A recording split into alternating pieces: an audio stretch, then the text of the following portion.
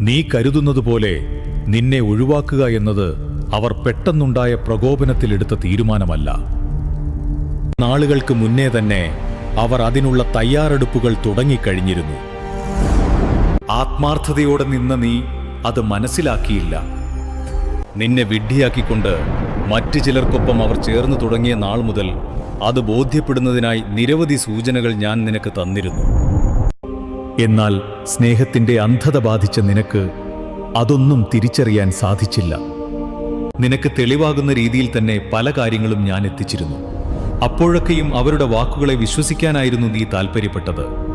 അന്ന് കാര്യവിശകലനം നടത്തി അവർക്കെതിരായൊരു തീരുമാനം നീ കൈക്കൊണ്ടിരുന്നെങ്കിൽ ഇന്ന് നീ അനുഭവിക്കുന്ന ഹൃദയവേദനയ്ക്ക് ഇത്രത്തോളം കാഠിന്യമുണ്ടാവില്ലായിരുന്നു. വഞ്ചിക്കപ്പെടുന്ന നിനക്ക് നൽകിയതുപോലെ തന്നെ നിന്നെ ഒഴിവാക്കിയ അയാൾക്കും ചെയ്യുന്ന തെറ്റുകൾക്ക് ഭാവിയിലുണ്ടാകുന്ന നീ എന്ന വലിയ നഷ്ടത്തിനെക്കുറിച്ചും.